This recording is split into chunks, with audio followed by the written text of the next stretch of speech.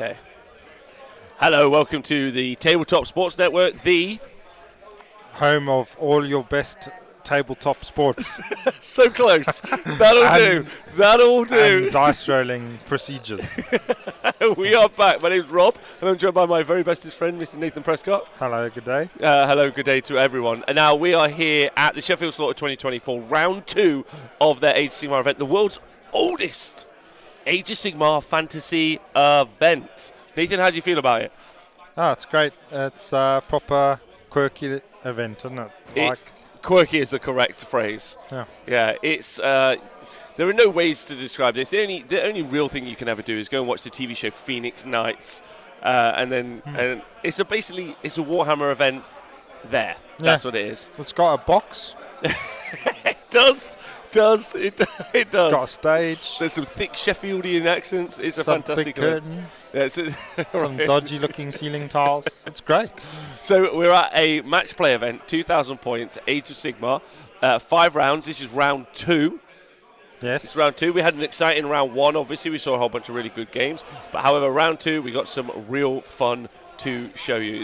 It's not heating up yet. That's tomorrow. We're currently in the Saturday, sunny Slaughter, Sheffield fun day. Slaughter in the sun. Slaughter in the sun. But tomorrow, that's why the curtains are drawn. That's when it'll heat up. Someone wants to win this event. The current champion of the event, Dan Bradshaw, he won. He's gone through. He's won.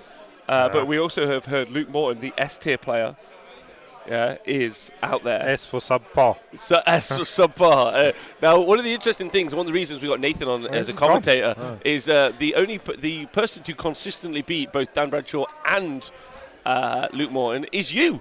Yeah, but in friendly games, it's not quite the same. So they should beat you easier because it's friendly, but no. So are you looking for? Do you think either of those two could take out the event? Yeah. I mean, obviously, they're both decent players, and they both got decent lists, I would say. Dan's got a stone idol, a rock idol. Yeah. Backed up by an hard fist. Now, so I've always said I prefer big stabbers. That's what you've said all the while. I said it all the while. I heard you muttering it last night in your sleep. And then Leal's obviously got his slippery little bastard eels flying around the place. So yeah. Right. Okay. So we're gonna go to these games now and take a check. Just let you know, we've got Owen Jackson who's running around the field. He's gonna let you know what's happening. We got our table boss, Mr. Benjamin Saver himself. He's gonna be giving us the updates from the tables, and our new intern doing great, Matt. He's going to be updating all of our overlays. He's getting some mileage in on those shoes. He is, but they're built for speed, not for comfort. Let's see if he survives. Interestingly, Nath, on table 3, that's what we're going to go to first. We're already in the off, as you can see. Yeah. We've got Tony Moore. Yeah, he's up there for potentially taking out the event against Tom. Tom with his Ogor Mawtribes. He's got Boulderhead, and he's got the Earl Bad battalion. He got the choice to go first. He's taken the first turn. All right, so he's gave it to Tony. Well, actually, what we're going to do now, we're now going to go live to our table boss. Who's going to update of what's happened on that table. We have just seen the priority. We've just seen the first priority there. They've raced through the first turn. Tony's moved up, just capped the objectives with his 2 units of dire wolves, and then Tom has countercharged. He took both objectives, made a charge on the top of your screen, it should be, into some dire wolves. He killed them. Points back. Tony scored 5 points in his turn. Tom has scored 5 points back, and they've just rolled a priority 3. So Tom is just deciding. Oh, he's taken it and he's moving, in fact. So, yeah, we're straight into turn 2. Yes, so, yeah, that's where we're at. So he's just going straight into the movement phase. So obviously not much of a hero phase. How heroic were those guys? Not very heroic at all. I can't believe we're into turn 2, and on the other tables we're still deploying. Nathan, obviously those big. So I've got Thomas's list here: Boulder Head, Frostlord on Stonehorn, another Frostlord on Stonehorn, Huskard on Stonehorn. He's got the 4 Morfang, 2 Morfang, and he's got another unit of Stonehorn Beast Raiders. He's got that Yobad. Look at him. Look at this. We are straight in. This game might be over before other games have even deployed. This is outrageous manoeuvres. He's up against, though, one of the just most. Going in. Yeah, at this stage, a famous army all the way back from 2018. I hope everything charges. A That would be great. grand host of Nagash. Army charges. So, as you can see, Tony has screened there with his unit of Spirit Hosts. Tony is rocking that big Nagash, not in Petrofex, but he is in Grand Host of Nagash. This unit, because of the grave sites, you can see a grave site here, you can see another grave site here. Those grave sites are going to be able to, you're going to be able to recycle these units out. So even if he does kill, even if Tom does kill those units this round. Oh, there's 2 dudes at the back. They're not going to charge. 2 Mornfangs, no. Oh, you guys are going to get left out, man. So sad, man. All right, let's quickly jump through our other games. So on table 1, and the battle plan we're playing, as you can see, is Battle for the Pass. Yeah. So 4 objectives. Terrible battle plan. You don't like it? Yeah, you get squashed up in a tiny little triangle. Yes, that's awful. true. That's true. It's awful for Grots. So we're up against Christian Moore, an ex-40k player, and him and Joe clearly have made very good friends because Joe's built and painted his army very much like a 40k player. Oh, he's yeah? barely painted it, and he's using loon bands. Wow, shade. What, he's painting his shades? Yeah, that's shades of grey. Shades of grey, absolutely. Quick Glarmia medium dry brush, job done. Right, so on that table, Joe's got an amazing list actually. Yeah, it's 2-drop list, isn't it? It's a 2-drop list. It's super cool. It's Tempest Eye. He's got Celestial Hurricanum with Celestial Battle Mage. He's got a Free Guild General on Griffin with a Lance and Shield. He's got 10 Free Guild Outriders, 5 Free Guild Outriders, 15 Pistoliers, 10 Pistoliers, 10 more Pistoliers, and another 10 Pistoliers. And he's got the 8th Guard Wind Runners Battalion. Which lets them retreat and charge and shoot. Yep, and he has already got a victory in the bag. Yeah, so both these players have won a game. V for victory, yeah. Yeah, V for victory. He's up against Christian. Christian is, as we've talked about, an ex-40k player. He's been playing a lot of Age of Sigmar. You played against him recently, Nath. How do you rate him as a gamer? Yeah, solid gamer. I've played against him when he was playing his Slanesh. So yeah, obviously he likes playing with the top tier armies. So he does. I gotta say, big shout out to Joe Purcell bringing an incredibly off-meta list. Nathan, I just want to go back to it because I know you're excited. The charge phase is happening on table 3. Look at it go.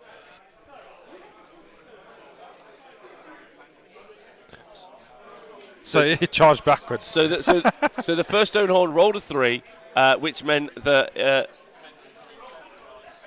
because he was on entangling, he failed it and then he went through. Yeah. So he re-rolled it. And the Mornfang rolled a double 1, so and they failed. And they can't re-roll. No. I suppose. Okay. Right, so now we're going to go to our infield reporter, Owen, and find out what's happening for the rest of the event.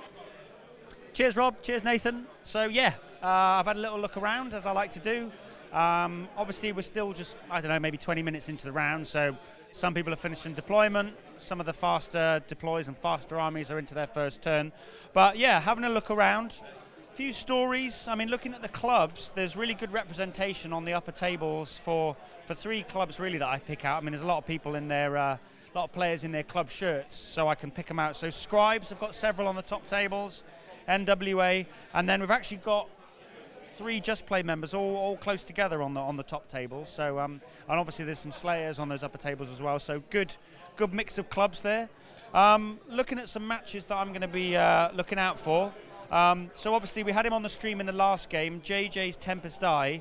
He's rolled up onto table 24 against Gareth Parfitt's Eternal Conflagration Zinch.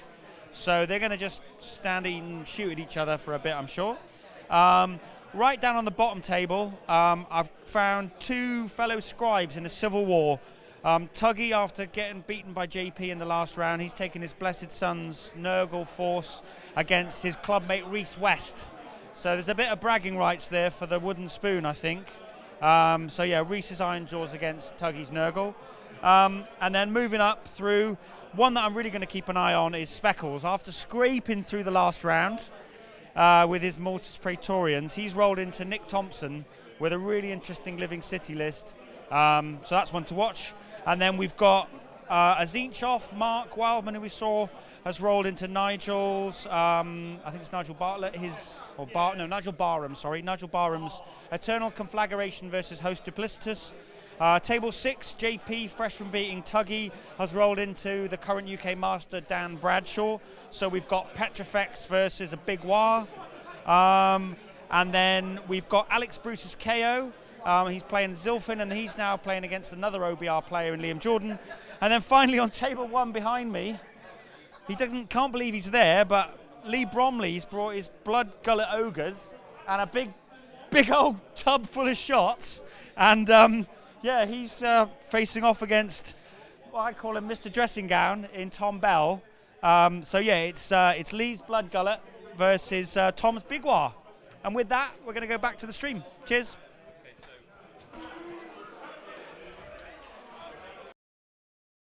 No. What are we looking at there? I just think, oh no, it's okay. No, okay, welcome back. What are we looking at? Absolutely nothing useful. So we're looking at we were talking about Joe, and he was playing against Christian. And then they deployed in a heart formation versus a flying V. What is this on table 1? This is an outrageous level sort of deployment. Going to shoot his arrow through his heart. Right, let me just jump to table 2, Nathan. I know you wanted to talk about what's happening, but we got Declan. Yeah, Declan's got an amazing Khorne list, including a Chaos Lord on Manticore, which he tells me, if he gets it right, can be doing up to 8 damage with his Lancer turn. 8 damage. He's up against James with his Maggotkin and Nurgle. Now, James's Maggotkin of Nurgle are called the Pirate Lads. He's got a Great Brave Shaman, Got Rot Spume, Harbinger of Decay, Lord of Blights, Sorcerer, and then he's got 10 Blight Kings. Then he's got 4 lots of 5 Blight Kings, and then he's got 2 lots of Chaos Chariots in the Blight list. They're all, and by the way, they're Blessed Sons. So that means if you kill any of them, on a 2+, you're going to take a mortal wound. Okay. Because they're in a Blight Assist, they're all going to get Rend of 1, which is going to be really good on those Blight Kings.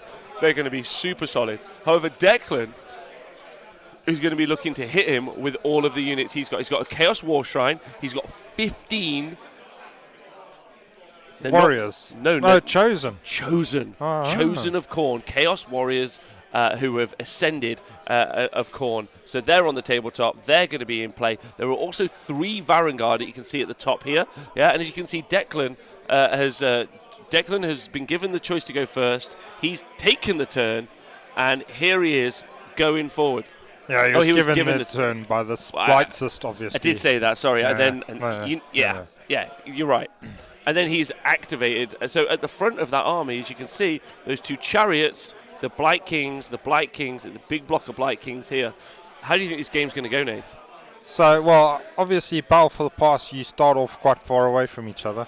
So there's not a lot of chance that most armies are going to reach their opponent's first turn. So normally they just move up onto the central objectives.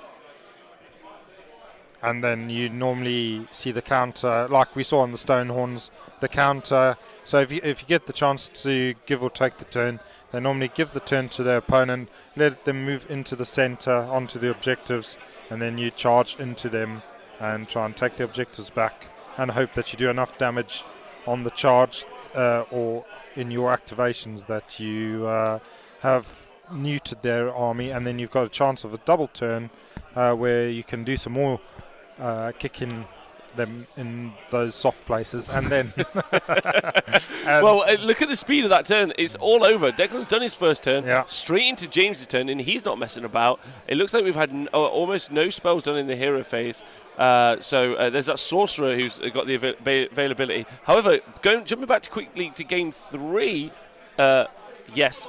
In game 3, those Stonehorns we heard did little to nothing in combat. One of them activated and did and fluffed all of his rolls. So as we can see there, it looks like Tony has removed that. That unit didn't get removed in close combat, right? The unit in the center.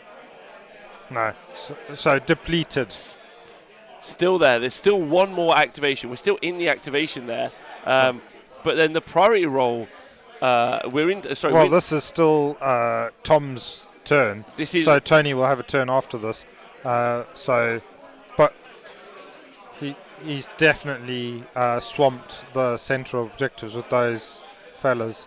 So it's up to Tony now to try and take some of the big guys off and then get back onto those objectives if you can. It's a big deal. Fish Waffle in the chat saying, stream's great. Thank you very much. Zone markers look amazing. Couldn't agree with you more. Merch Grot got them out. I'm sure more coming from the Honest Wargamer at some point. Really help us know what's going on the stream. That big, look at this, Nate, 800 point Nagash, he's there, he's ready, and he's super important because he's the general, so you have to kill him to make him not be able to resummon his units or deprive him of CP. Let's go to game one. Joe with his incredibly interesting Tempest list, bit of a meme list, truth be told. He has given the first turn away to Christian. And we haven't talked about what's in Christian's list yet. So Christian has got a Nagash as well.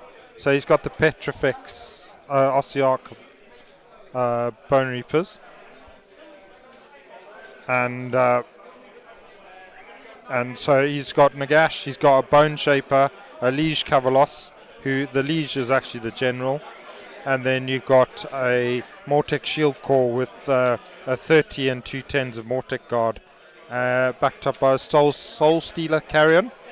We've just heard that Christian, having been given the turn, obviously can increase his move by 3, but obviously still needs a big run roll to get to those central objectives and has not rolled enough. So the Mortek Guard haven't got enough in their legs to get them onto the central objectives. So already Joe is going to be happy about that early on in the game. He'll have the mobility to get onto those objectives, and Christian's only going to be able to score the back one. And another Nagash on the stream. We've got 2 Nagashes playing. They're playing as part of different hosts. Grand Host Nagash, and then the Petrifex Nagash, who is almost unkillable.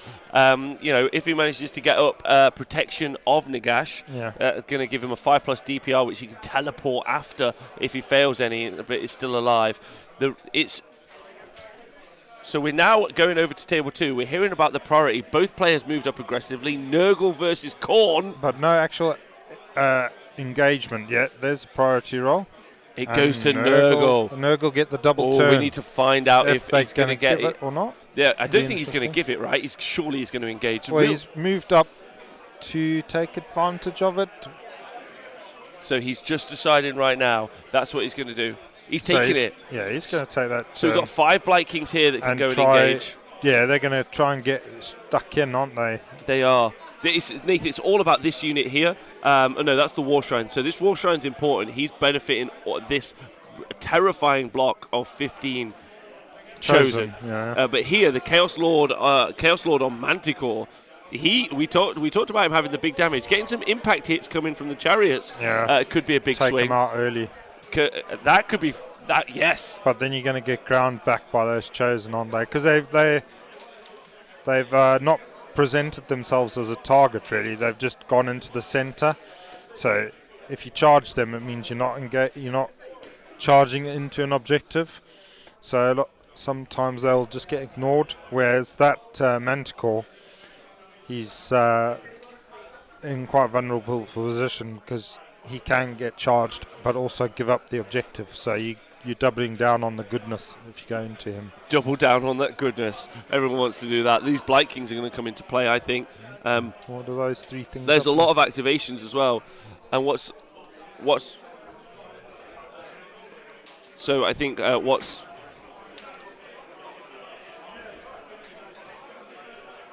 So on table 3, going over, we've just heard that all the chain rasps have now died.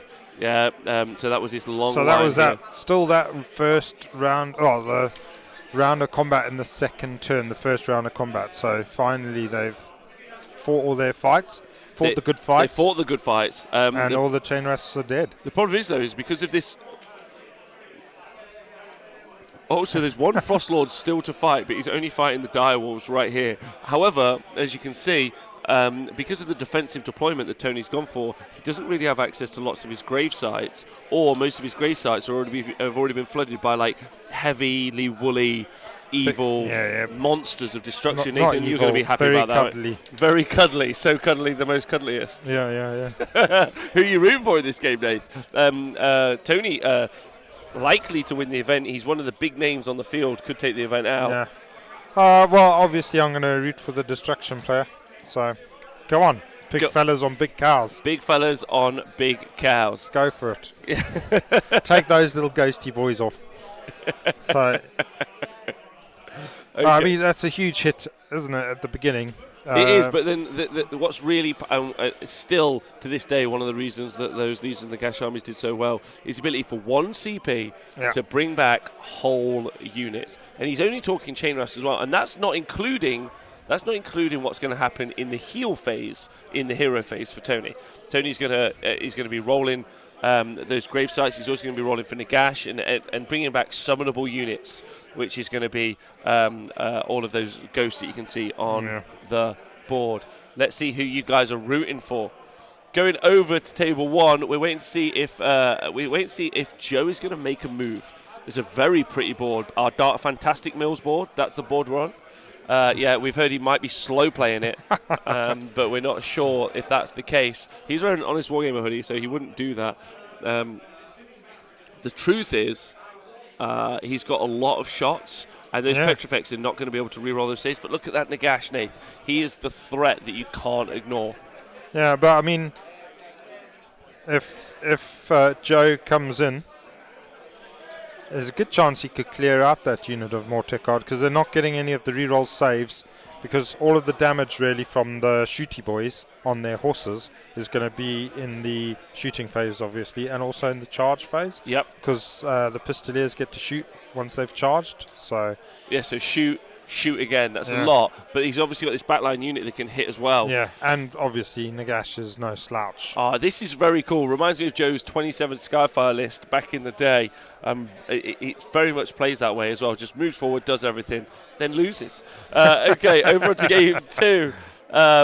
We are looking at a sneaky backfield unit of Blight Kings, Nathan, because Gutrot Spume is a pirate. He's got a boat that travels around the mortal realms, and he's got a whole bunch of Blight Kings and Blight Lords that jump out of those boats. And in this situation, you can't see it, but there's a river to the south, and Gutrot Spume has appeared in the back, looking to do some fighting. Out of his boat.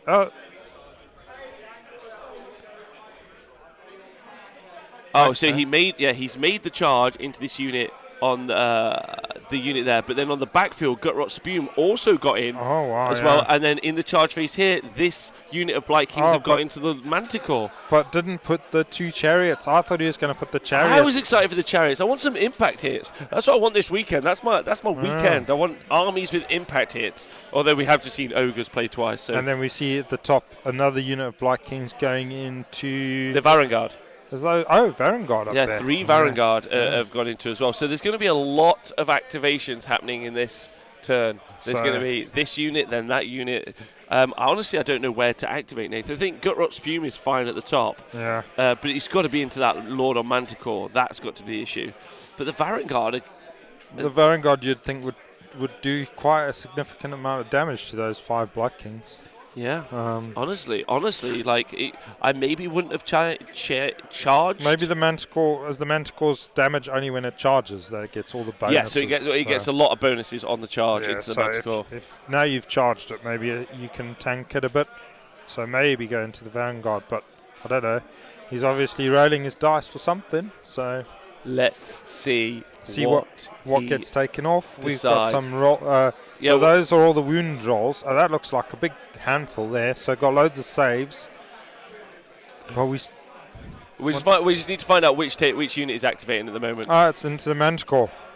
Yeah. Oh, okay. So will the Manticore Lord die? That's the real question that we need to ask ourselves right now. The Blight Kings have got their rend. So So obviously that's not going to help the save. Yeah, so at all. they got their save because of the Blight Sister War Scroll Battalion that you're able to take, which gives all of the units inside of it +1 Ren, which on those Blight Kings on 6s to hit, when they're generating so many potential attacks, is very scary. There He's goes. off. He only passed 3 saves out of 18. Would have been 5, so I would have thought. So that's not very good railing. I think he needs a new set of dice. Yeah, brutal. That Chaos Lord of Manticore is gone, but then he's going to be able to activate back. With the Varangard. Oh, wow. The Varangard, yeah. I'm a little bit heartbroken for Declan because he was talking to me about how awesome that Chaos Lord on Manticore is. He's like, that guy's going to do 8 damage on the charge. I was like, 8? Each time it stabs something with its 8? long spear. 8? All the way through 8 dudes. But also I was like, that's incredibly narrative. There, 8 damage for a Khorne army. Khorne guy. Super proud of you. Like, let's do more of that. But apparently, none of that happening. He's not going to showcase that on the... No, yeah, that's it. He's keeping that secret tech for the next tournament, so no one knows about the danger that is him. Danger. So we're over. I think we've got. We're going over to table 1. We've got our Cities of Sigmar Tempest Eye army. See what Joe has decided to do. Versus Christian with his Petrifex. He's moved a bunch of stuff up, but is he moving the rest up? That's the real question. Well, he's +3 move first turn, isn't he? Yes. Being Tempest Eye, so super mobile. Also +1 save. +1 save. And he's gonna. So obviously he's gonna be able to score heavily on the first turn compared to Christian. With his slow old bony boys. So we're going to see the mobility of the Tempest Eye list here, but bearing in mind it's not exactly the toughest, I would have thought. You're right, brother. You're right. They're going to be 5-up saves on their horses, more than likely, or 4-ups, 5-ups. So in a grind, you would see the Ossiarch Bonereapers winning the grind, but this is going to be a horrific shooting phase. Oh, okay, so we're just going over onto table 3. A Stonehorn is down because of a hand... No, dispelled it. Oh, managed wow. to dispel the Hand of Dust spell. What with a Slaughter Priest?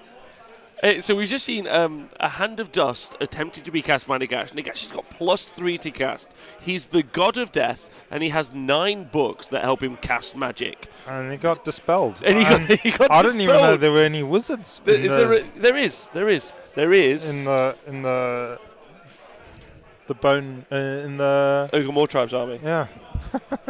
In the Beastclaw Raiders. The it's got an artifact then. Is it the Brand of the Svard? It must be the Brand of the Svard. But not the Black Castle Horn or the Skull Shards of Dragar. One of those two. But an Unbind. Yeah, I think it's Skull Shards. Yeah. Oh, cool. Yeah, that's right. Elfbro saying in the chat. Yes, and also big up to you. Big up to everyone who's watching the chat. Let us know who you're rooting for on all the tables. Elfbro loving the Ogor Mawtribes as he took them to CanCon this year. Oh, did you? Yeah, he did. But didn't do great, obviously, because he's an Aussie. Oh, get it in ya. Right, so Nagash now has moved away, as you can see, and it looks like he has gone for the big charge. Yeah. Jumping over into table 2. We've seen the Varangard at the top. They've activated into that unit of Blight Kings that have charged them and attacked. Yeah. They've wiped them out, but they had to use their once per game ability to attack again to wipe out that unit of Blight Kings. But there's another unit of Blight Kings right here. I don't think they're too stressed, and they've got Blight Kings in their backfield dealing with them. They've lost their Chaos Lord, but their big threats, that big block of Chosen in the 15 center. Khorne Chosen, are going to go through some things, I guess. It's I mean, at the moment, so looking at the table, the unit of Blight Kings at the back could have probably moved up and just tagged this objective, so at least he scores in this turn, but he's not actually scoring this objective at all. And then the bottom objective is obviously full in control of the Nurgle forces, but this is where the unit of Chosen can just come in here, take the objective, and nullify some of the Nurgle forces, if not at least these 5 Blight Kings, but possibly even get into the chariots. At least stop them charging, if not kill them. And then then they've just got to worry about their own back objective now, being threatened by Blight Dude and his mates. Right, so we're jumping over now to table 1. We are in the shooting phase, and there is a lot of shooting to be done. There is dozens of Pistoliers, Outriders. They are all looking to take out these Petrifex. If they can't re-roll their saves against that shooting, so morning, Slantastic, hope you're well, long live the Seraphon. The real question is he going to be able to take out those blocks? What do you think, Nath? I think he's going to put a big dent in that unit of 20 that's in the front. I think there's a good chance he could kill all of it, actually. But then there's a Nagash, like that's just a screen. Is that really worth it? I think if you're going, so he's already killed 3 or 4, it looks like. Yeah, so I suppose we need to find out the activations in the shooting phase. There's another 3 going down there. Is that all 1 block, or is that 2 blocks of 10 that are the screen? So the first unit is shot and it killed 3. Okay, so it's 2 units of 10. So we've got 2 units of 10, and they're both taking casualties, but not actually being wiped out. So he's going to want to wipe them both out so that they don't start healing. But then he's faced with Nagash and a big unit of 30 dudes. He is. Plus also the Cavalos and the Bone Mason. I think that's arguably. So this is just their screen, really. Yeah, I think this is. So 29 shots coming from the unit of Pistoliers into that unit there. Oh, that's the Outriders, yeah. So they get D3 plus 1 attacks because they're not within 3. So it's quite a lot of shots, but it's only hitting on 5s. Okay. So and not forget. Yeah. And there's a Hurricane in there. And there's a Hurricane right here. He's going to be giving everyone +1 to hit. So it works like a giant 4s and 2s. So +1 to wound from the general, the Tempest-Eye general. So it's a lot of shots. It's incredibly cool, this, Nath. I love the idea of just a marauding unit of horsemen, and they're just firing guns. You know, it's pretty wicked. I think it's a big part of the Tempest-Eye story, actually, is the Pistoliers and Outriders. It's a big part of their narrative. Fluff. Yeah. Yeah. You say potato. I say fluff. I say narrative immersive content. Yeah. And then so yeah. Right, so we're going to jump back onto table 3. We're seeing this Nagash, Tony Moore, played by Tony Moore. That is, and we've seen those chain rafts have returned. They died. They returned. For the loss of a command point. For the loss of a command point. Welcome back. Welcome to the Legions of Nagash and how they play. And Nagash is right in there now.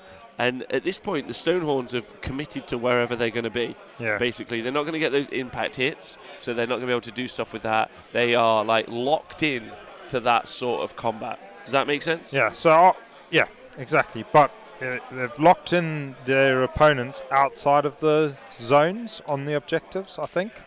That top zone, those only got Mournfang in it. Yeah.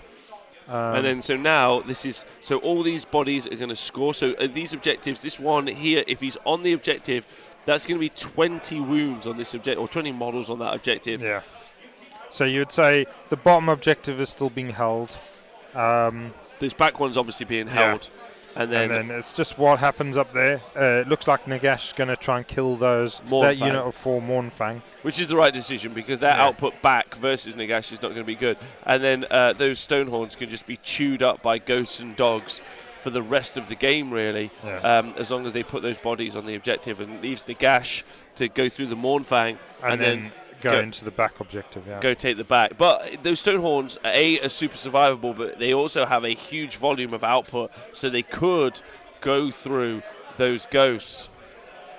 If this battle plan, if you guys are just tuning in, so the circles represent the objectives. The back one is worth 1 to Tony, and this one is worth 4. The center ones each are worth 2 each. So that's how you win the game. And as you can see, Tom had a very strong start, had the turn, got the priority. He's 10 up against Tony's 5. That's only a 5-point difference, with Tony probably going to be pulling back this 1 and this 2, getting him 3. So there's only going to be 2 points in it going into priority roll. Yeah. Oh, he's only going to get the 1. Okay, just. So we're not. I reckon Nagash should be able to go through those 4 men. I think they'll be able to go through the Mornfang at the top, which is the one we're talking about. I think, I definitely think. Right, shooting phase, Dave. Table 1.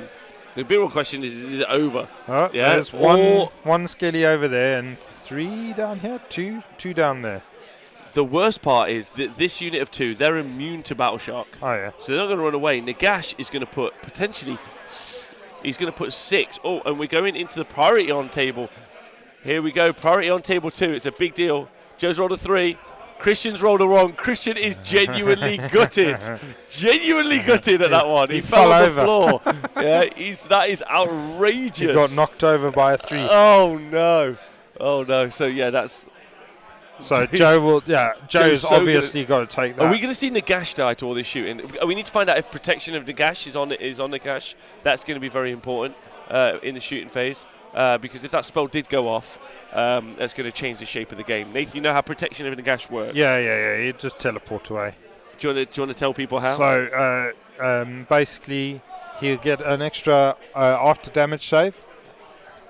Yeah. And so 5. What happens is if he fails all of his normal saves and his after damage saves, and then takes a wound, which he fails on the protection save, then he can teleport to anywhere else on the board. So 9 away. So it would look like the smart play in this situation.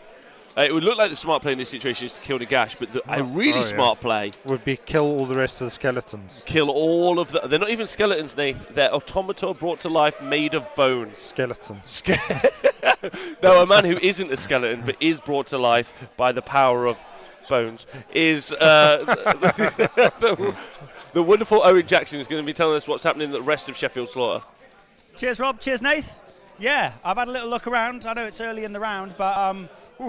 Yeah, lots has kicked off here. I think, there's some cagey games early on, but some big alphas as well. I think one thing we really need to talk about is Mortek crawlers. They really are doing a lot of damage for the players who've decided to bring them in their Ossiarch Bonereaper armies. There's been some big plays in the Dan Bradshaw, JP Stevens game. We've had JP turn 1 use the special Cursed Steel shot from both of his crawlers, and he picked out the middle orc in each of 2 units of Ardboys, rolled above their wounds characteristic, and wiped off half of each unit, lickety-split, just like that, easy. Nathan's got a look of, I don't know, he doesn't look very particularly happy about that. But yeah, he made that big play, and now following on from that, the remaining Ardboys charged in. This is over the 2 centre objectives, and he's charged in with the Ardboys, and they've bounced off those Mortex. So I think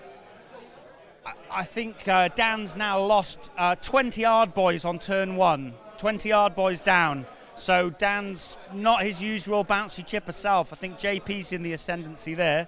Another story with catapults. We've had turn 1 Speckles against Nick Thompson's Living City. We've had a catapult take out 20 flagellants, Bosch, straight off the table. And now Nick's returned with a big deep strike from the Living City. He's brought on 30 Iron Drakes, 10 handgunners and 3 chariots right up Catacross's Aris. So I think that's going to end a little bit nastily for the Mortarch of the Necropolis.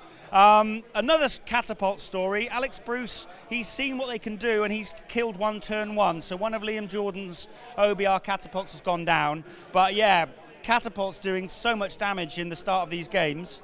Another few stories.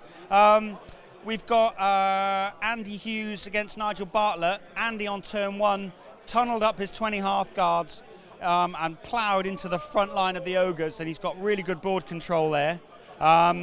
Reese and Tuggy down on the bottom table. I could only get a little glimpse of that, and it was just a massive ruck in the middle. So there's a lot of combat going on there over the middle objectives. And I think that's it, really. It was really just lots of catapult stories. So, raining hot death upon their opponents, the catapults really are doing the damage.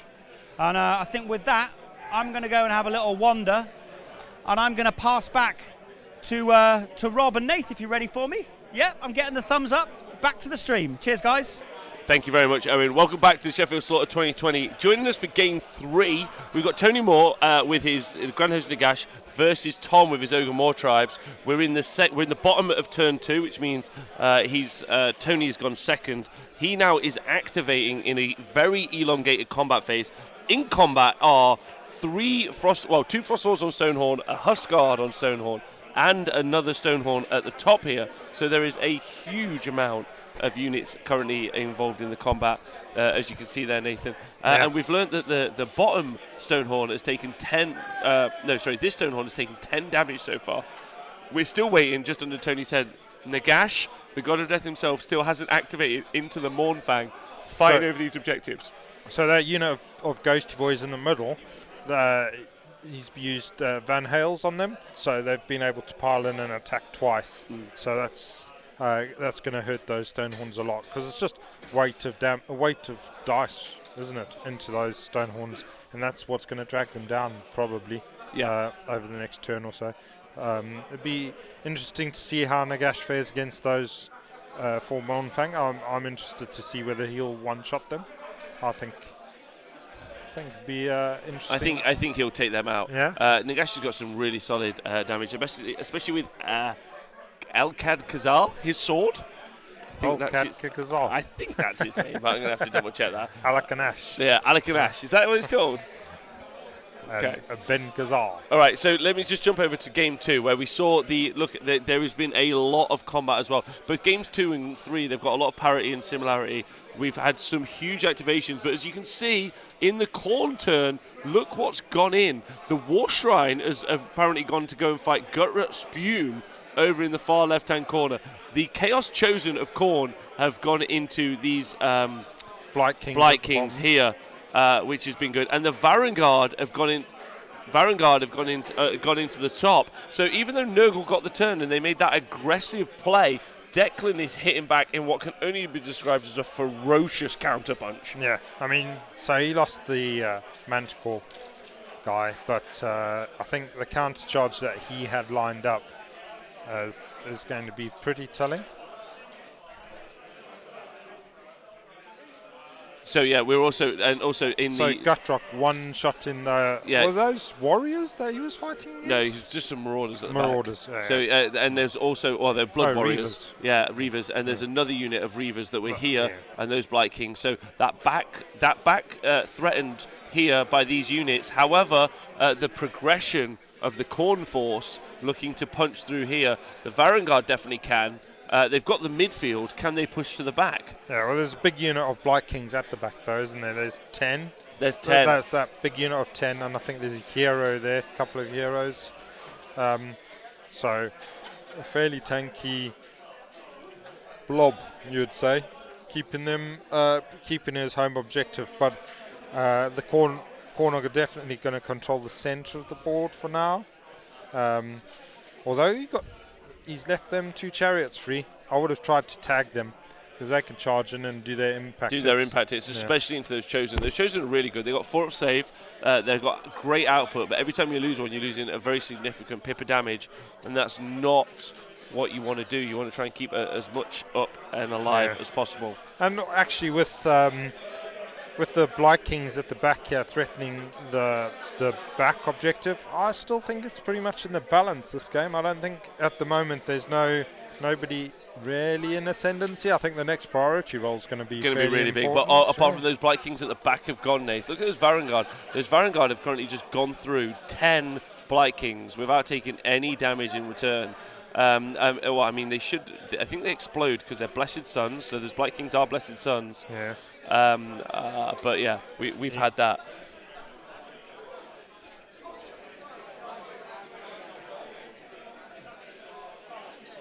So we are now jumping.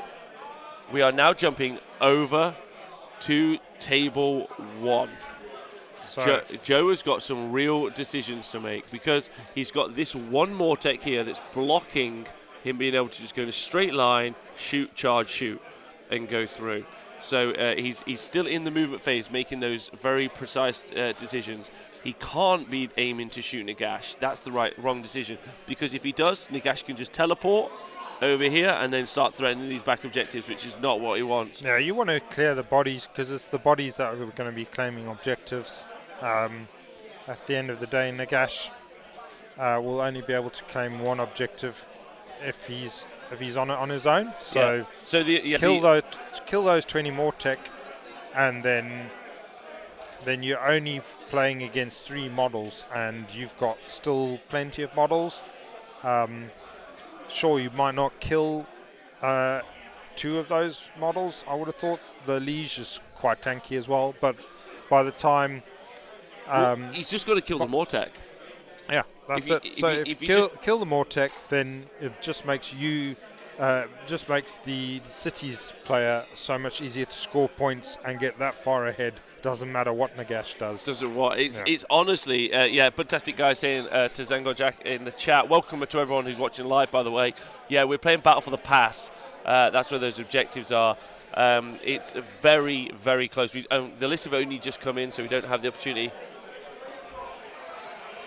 Right, so we are now on game 3, back to see Nagash just finally activated, and with his sword attack, Nathan, I told you, he put 3 into the Stonehorn, and he killed him, and then all of his other attacks are going into those Mournfang. So and there's also, if you see, a dead Mournfang, a dead Stonehorn in the center here. Yeah. In this one turn, but he did not manage to kill the Mournfang. So he's managed to take out 2 Stonehorns in one turn. Nagash still alive, unwounded. Interesting. It's absolutely, yeah. So Liquid Steel asking if the points are correct in OBR versus Tempest Eye. We'll get that double checked by our stats man. Pretty certain if we go to game 1. Yeah, that's correct. No, it's the other way around. It should be Christian on 1, and it should be Joe on 5. All right, we'll just double check that. We'll get out. It's okay. Yeah. It's okay. Our intern's doing a great job. He's doing a great job. It's first day on the job. He's doing well. And after this, obviously, Joe's going to be scoring another 5 easily. He potentially even scoring the back objective if he charges into whatever's left there. Yeah, he's only. I mean, even if you tag Nick. Could he afford now? Because their bravery's not good enough. I was like, could you afford to tank Nagash? The problem, what he has got here, there's this little 2 of Mortek. So just do all your shooting there. Just charge he's got a hurricane and. Okay, in what can only be described as an epic battle, Nath. Is a curtain. Between the curtain and the pole. Is Gutrot Spume fighting against the Chaos War Shrine of all things. Yeah. Well, Gutrot Spume went through whatever that was there. Were they Blood Reavers? Yeah. So, yeah, he's not a slouch. But no, Gutrot Spume isn't, but the War Shrine definitely is, because he just tried to stomp all over Gutrot Spume at the back, and they did not do it. And Gutrot Spume's that confident,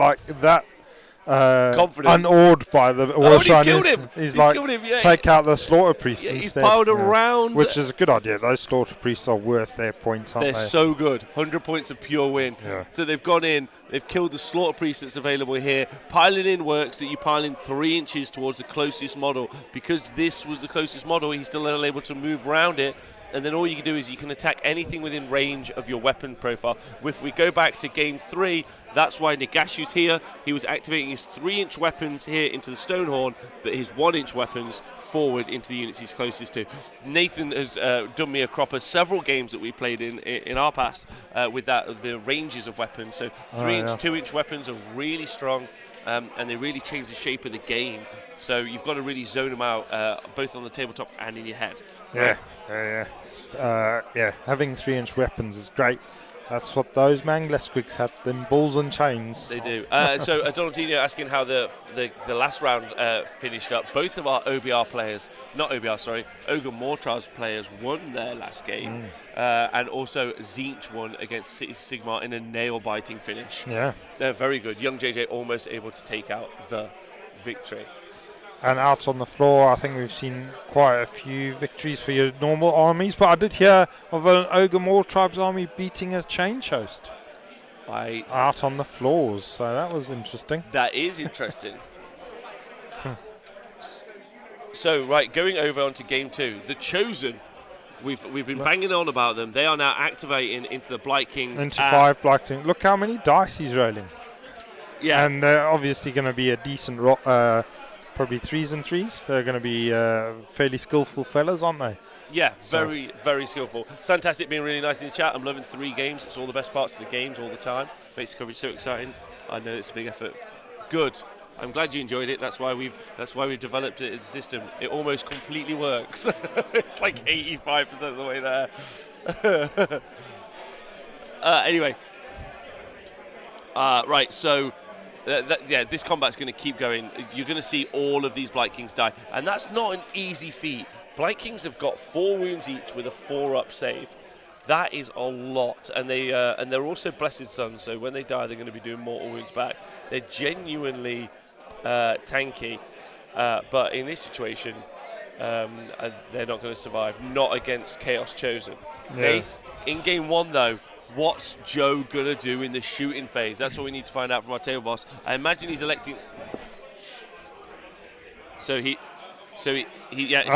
little unit at the back is going to try and clear those last two remaining Mortec, and then that'll free up the unit of Pestilence. But their shooting was not good enough. Those 2 Mortec the bullets have bounced off. Okay, well that is a shame. He only rolled 13 but on the I assume he's still got the Hurricanum to shoot as well. There's some mortal wounds off of that. Wow. Okay, so going over to going over to DCR game versus 3. Nagash. Yeah, the Ogre Mawtribes. I keep doing that all the time as well, brother. Like the Ogre Mawtribes now. We just have to get over the Beast Claw Raiders being dead. Well, they're part of the Ogre Mawtribes. This is a Beast Claw Raider army in the Ogre Mawtribes. Is it allegiance of that? Who cares? Okay, Beast Claw Raider Army. Yeah. That's what we're going to call it. If you don't understand, just deal with it, right? They won that. So Tom's won the priority, which is big, seeing as he lost 2 Stonehorns previously. In the centre, in the middle. Nagash is sat there unwounded, basically, but he's got 4 Mournfang in combat with him, with those giant gore hackers. I'm surprised they didn't do some damage. We'll see how wounded Nagash is in a moment, and then how many wounds he's taken at least. And then we are going to... So you would in this battle, Tom, you would think Tom might drop back with the Mournfang? I don't think Tom's that sort of guy. No, he's he's charging in.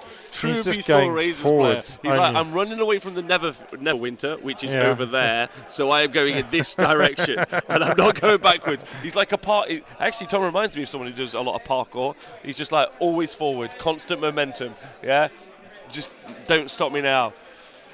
So he's decided to move those Mournfang forward. Quickly jumping back to game 2, we talked about those Chosen being in combat. They took out all the Blight Kings, but they lost 6 in return from the Blessed Sons exploding Nurgle's rot all over them. That's great. That is great. A really cool ability. Well, great for the Nurgle guys, less great for the Khorne guys.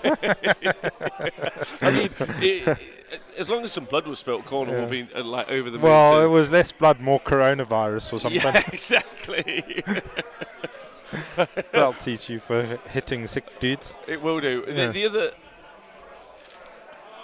And then priority roll's been taken, and James, who is playing Khorne, has taken... No, James taken Maggotkin. No, he's got Maggotkin. James has got it, and he's taken it. Which James, means, Nathan, you're going to see your thing that you wanted. Those 2 chariots are going to hit those Chosen. What do you think of that? That's what they came for. They're quite cool, the chariots. We can't really zoom in there, can we? But they're actually 2 boats. You can see the water. There are 2 boats being dragged out of the ocean, sort of thing. You can see the little white flecks on the waves. Yeah. It's a superb army that James has got there. He is very nautically themed sick boys. nautically themed sick boys. Yeah. As you do. Yeah, 100%. So, obviously he's got to try and do something about those 3 Varangard at the top. I would say the little unit of 5 Blight Kings down here is going to come in, support Gutrock and take the Khorne back objective. I think that priority role was important either way, and I think it definitely puts the Nurgle forces on the ascendancy now.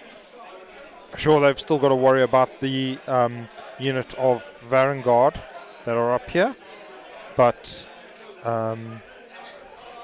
they should be able to dominate the Khorne home objective and neuter the Chosen. Whoa, okay, so jumping back to game one, we're seeing this big shooting phase. Nathan, what did we just hear happened?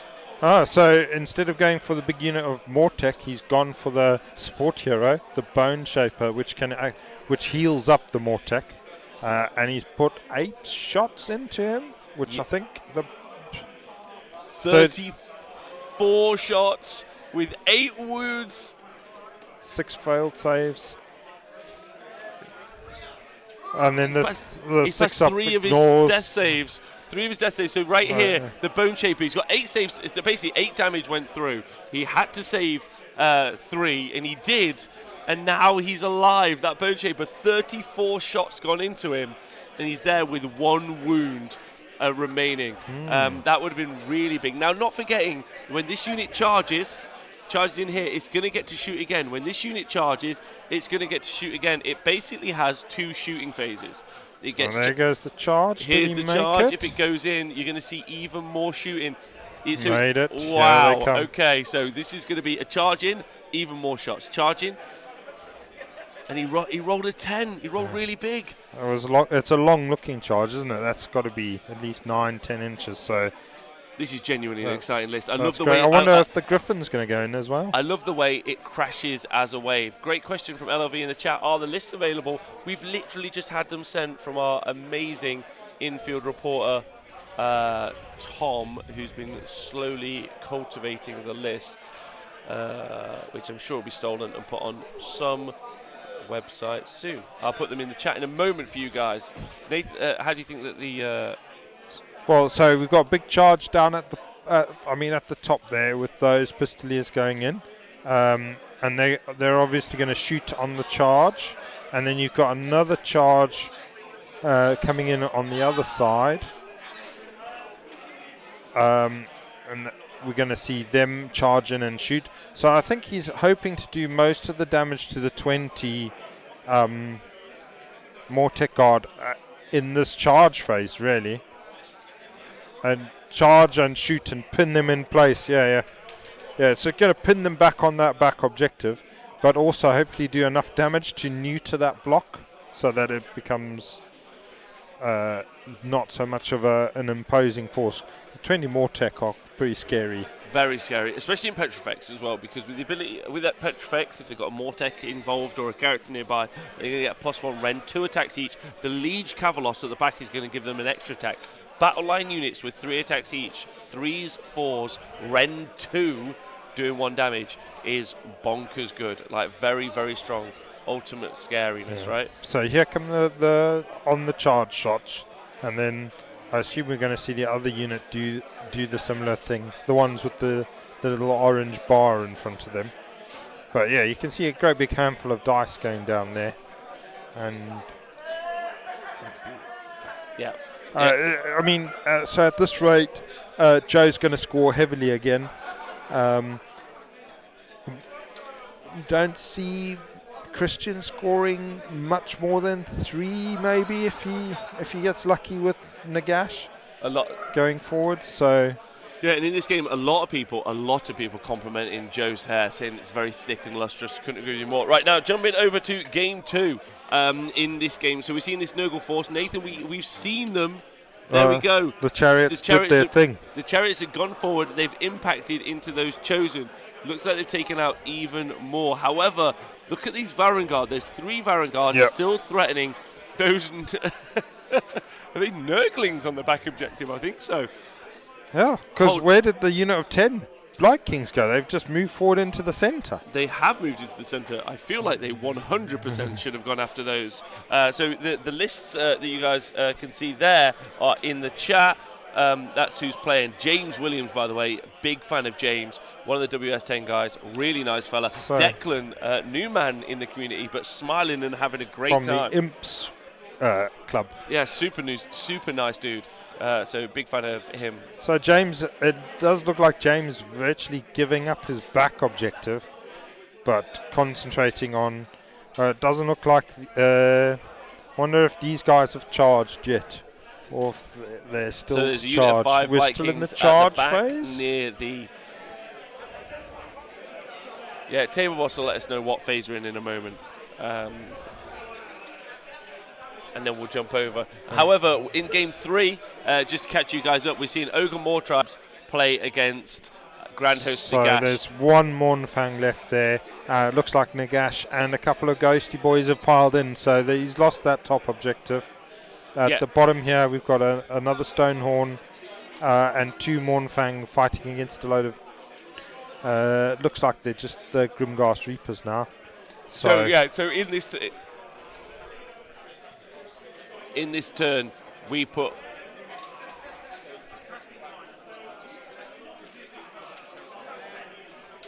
Okay. Yeah. Okay. Brilliant. No, that's great. So thank you. We're just getting some information from the tabletop about what's happening in the movement phase on the table. We've done some reffing and just removing some of the units on table 2. So we'll come back to that in a minute. In this game, we saw 4 Stonehorns go forward. One here. They died. They are dead. There were 4 Mornfang up in this top block as well. They ended up getting just been beaten up, as Nathan has just said, by Nagash. 2 more Mornfang went in here, but all they're doing is killing ghosts. That keep coming back for that command point. It's 10-6 to Tom, but Tom is not going to be able to recycle these units like Tony is. Tony's still got a turn to go after this. Yeah. He's going to bring back some more of those units. He's double grave sites here, and as he pushes this Mornfang and that Stonehorn unit off, there's only going to be these 2 units left as threat. I honestly think Tony's got this game, and I think Tom's given him. Yeah, I think Tom has just gone in, hoping that he'll blow his way through, and he's done loads of damage, but then the Legion of Nagash ability to bring back units hasn't really phased Tony, and his big control piece, which is Nagash, has been able to go forward and do his thing, taking out another Stonehorn and bringing down that Mornfang pack to 1. So from here on in, we should expect to see Tony scoring heavily and Tom scoring less and less. So second half of this game is going to be quite in Tony's favour. Right, so we've gone back to table 2 now. So actually, the guys have cycled back and reset the board a little bit. There was confusion with how the spell devolve works. Oh yeah, so it pulls units forward. You can't make the units go in a specific direction other than forward. You can't control the movement that they go. They have to come towards the devolving units. Yeah.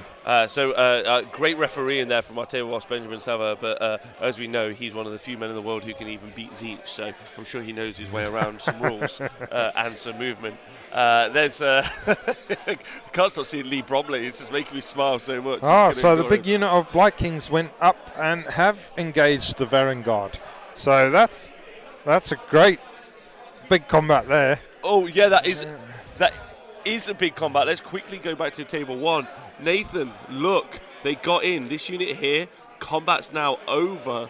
So they didn't charge with the other unit down at the bottom. Didn't charge with the unit. I wonder if he failed the charge. Or the Griffin. I wonder if he aimed for it. Yeah, there's still the Griffin. He's right next to Nagash. Come on, is that not bait? Because there was nothing for him to charge there. He's ran there on purpose. Yeah? Is he not available for a good hand of dusting? I'm very surprised that this unit, if they are Pistoliers, they might be Outriders actually. They're Outriders, aren't they? So, yeah. So they don't get to shoot on the charge. Yeah, I like that there's another wave that could go in here. There's another wave that can go in here. Like, they still didn't shoot the turn before. Joe's actually got a lot of wounds and a lot of options on his side still. And what's good is he's swamping the board. Look at what we're coming up to. He's controlling the board, isn't he, really? He really is. I do worry that what we're going to see is what we saw happen to JJ in an early push big game lead, and we're going to see that fall by the wayside. It would have been interesting to have let the Ossiarch Bonereapers kind of move into the centre and then have brought everything to bear in a shooting phase along that line. However, I think that this might work out for Joe because he's going to be up on points on this turn. He could be up on points. It depends, really. If this hand of dust off, they go in, we're in some real issues. But we're now into Christian's turn. Yeah. That's the border set. This is what Joe's got to deal with, and Joe has got. So Nagash is going to have the run of the mill with the magic phase, isn't he? He's going to cast loads of spells.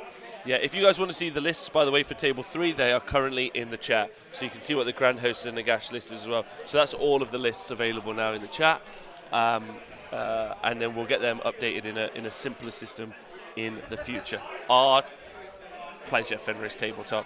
I hope you guys in the chat who are you rooting for in this Cities versus Petrifex. Got to say, Nath, really like Christian more. He's really grown on me as a person. Seems like a really nice bloke. Yeah. Real top tip, and he's been trying super hard in his games to perform and get better. Yeah. So, he's bringing competitive lists and always seems to be up on the middle top tables, but also has a good attitude about it. So I can't wait to see how this game ends up for him.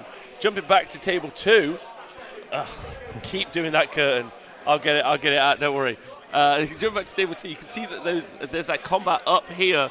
Those Varangard now being attacked by 10 Blight Kings of Blightsys, so they're gonna have Ren 1. Do you reckon that they can 3-up armor save on those Varangard, Nate? 5 wounds apiece. 5 wounds apiece, 15 wounds. But then the Blight Kings are going to have exploding hits, so... They are. Rend of 1. Yeah. Okay, so and that would be quite interesting. I do think the Blight Kings have got a chance there, but with the activations, it looks like he's gone off down here first and decided to pick on the Chosen before going into the Varangard. So Varangard will get to fight the Blight Kings first. Yeah, 100%. Right, jumping over right now to I've gone to the wrong game. I'm sorry. Going over to table 1, Nagash has opened up the machine gun in the hero phase. He's just doing Mystic Shield, Arcane Bolt after Arcane Bolt, and it's only done about 5 mortal wounds so far. And he's targeting the Griffin. We're just going to double check that, but I'm pretty certain. Oh, so he's targeting the Pistoliers that have tagged the Mortec Guard, trying to release them. Yeah, trying to which is what he needs to do because he needs to start scoring, really. Yeah, he really does. He really does need to deal with that. It's only turn 2, but another big priority role coming up again, really. Because if Joe can keep this dominance on the big scoreboard. We're going over to table 3 now. We're gonna verbatim repeat some excellent death shenanigans. There we go. We can see. Look at that. Oh, I think we're seeing a hand of dust happen right now. We're seeing a hand of dust happen live. He's going to roll it. He's going to pick it up. I never know what this means. It's in there. Does that mean it's dead? He survived it. He survived it. If I see it, is it dead or is it alive? Like, I can never remember. Am I supposed to pick the one with it in or the one with it out? Because I know which one it's in all the time. Sure. Yeah, that's the only problem. I know which one it's in. But you can see his summoning using the grave sites. He's managed to string out the resurrected ghosts into the back objective.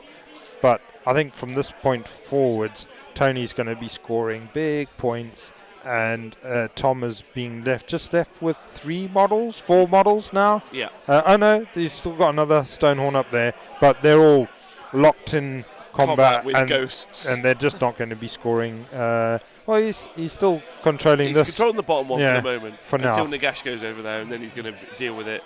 So I mean, this is just the hero phase summoning. There's still Nagash to activate in combat. Then Nagash can come around here. There's loads, and at some point, this is only turn 3. Either in turn 4 or turn 5, Tony's going to end up getting the 9 points. These are all worth 9. So he's going to grab that, and even if he does that once, that's going to pip him over the top. We will come back to this table, but it's not those Stonehorns not able to defeat the God of Death. Going over to table 2, the Chosen Blight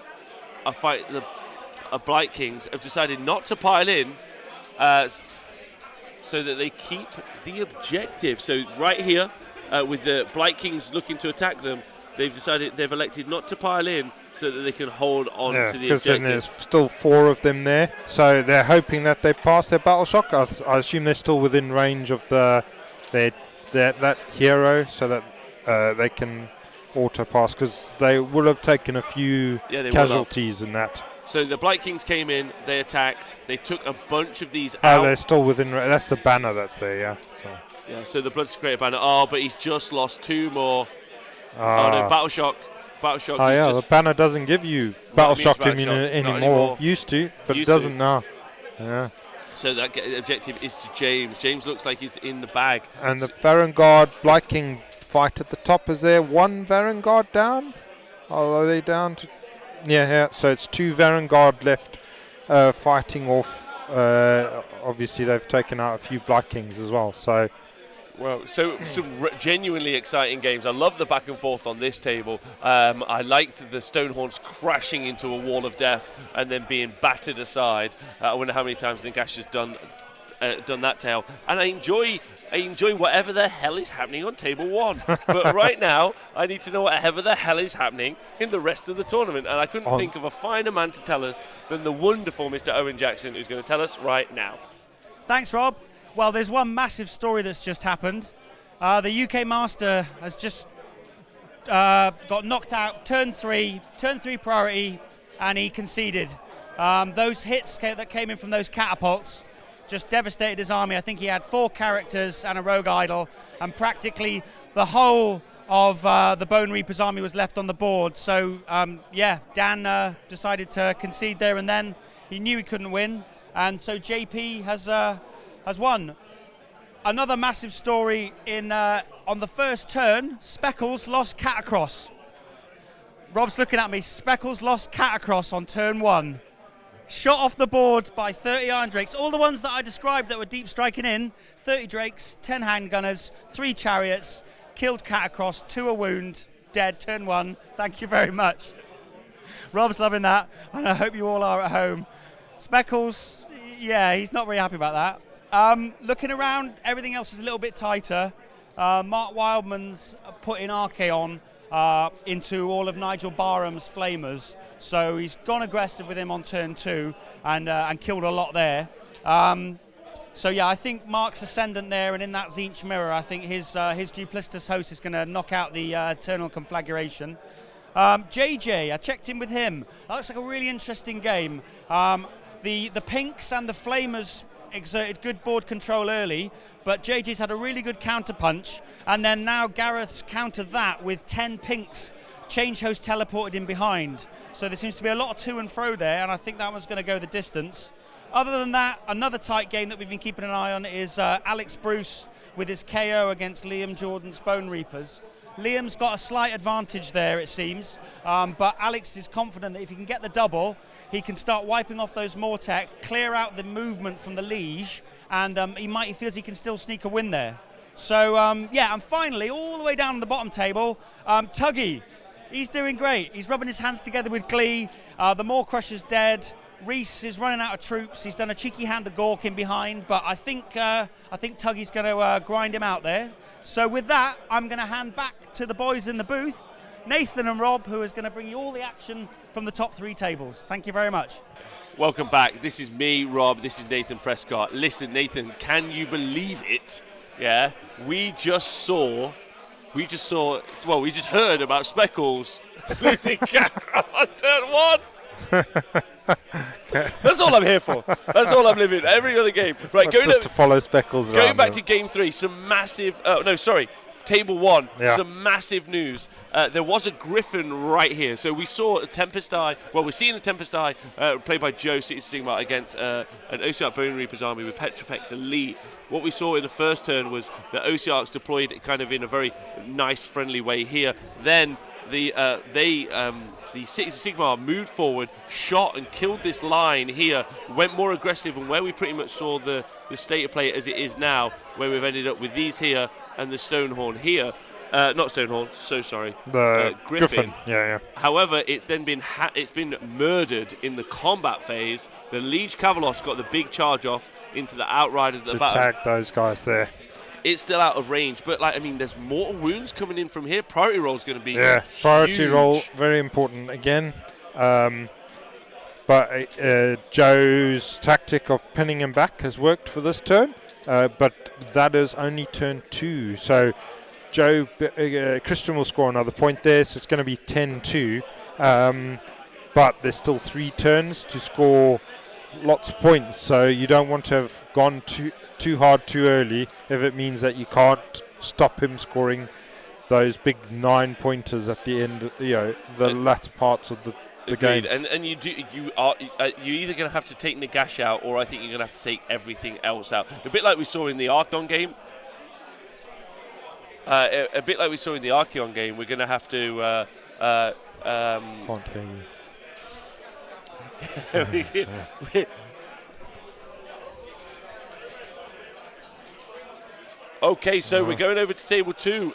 Blood Tithe points. Oh, yeah. So 9 loads Blood of Tithe stuff points. has died. Loads of stuff has died. So that means that Declan is in it. He's going to summon the big Bloodthirster. Get him on the board. Now, don't forget, there's a unit of Varangard locked in here in that block of Blight Kings. So he's got to summon within 12 of a hero. So probably that Blood Scrater fella. So we've got this guy here. So there we go. Here comes the Bloodthirster. So big Bloodthirster, wholly within 12 inches of him. He's going to be outside of 9, looking for the charge here to go and grab this. Do you think it's a little too late? The points would say different, Nath. It's 11-10. We've still got points to come in now for Declan. 2 turns left on the board. It's very close. Yeah, it is still close. He's obviously moved up. I think these are Blood Warriors here. Moved those up. Has he got enough in there to stop these Blight Kings claiming? Maybe with a clever pile in. The Blight Kings can still keep it, but he's more than likely gone back to the Khorne. And then we still got this fight happening at the back here. If Gutrock can go through that Warshine, then that means that that back objective becomes the Nurgle's objective, and then I think they score quite nicely. Again, it's gonna be an interesting priority roll when this happens, but that looks like a failed charge there. It does look like a failed charge. When somebody rolls 2 dice and holds their head in their hands. But no, he's dancing around now. So we see the Bloodthirster. He's got in. He's made it. He's got in. So he's going to be going for the big womps. So that was the command point reroll, and he's managed to get it. And somebody else is having a charge. We're going to find out in a moment which unit it is. It looks and like it's going to be Banner. the Banner guy trying to jump on that objective. No, it's cool. We're all good. Let's get a quick recap on Game 3. It's probably a whitewash at this stage. Looks pretty solid. Although those Stonehorns are still going through.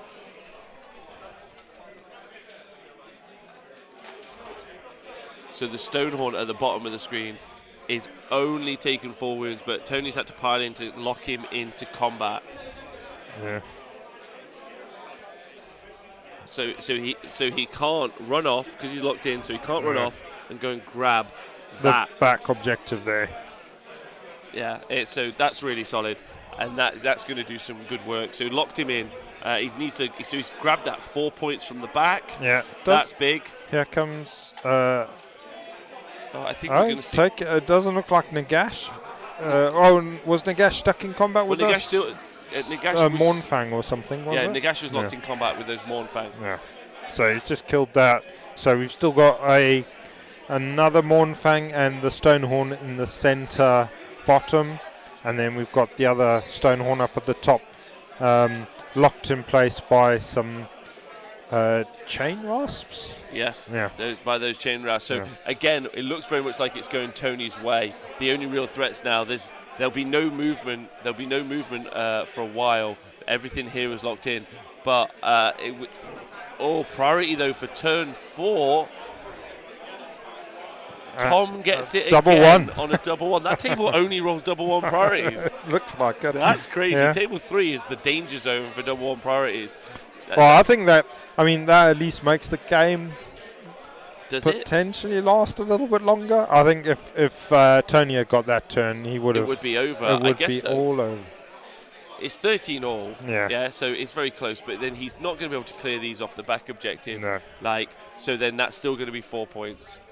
So that's not going to be able to do anything. That means these are locked in. Yeah. Right. So as much as it looks like it's all in the balance because of this back objective, the only thing that can really happen is this Stonehorn at the top can go crazy and wipe the chain rasp. But if it does, Nagash has got enough room to put units back on the board. It's because this army only works in one phase, the combat phase. Yeah. So it's not going to be able to do anything. Let's jump over back to table 1.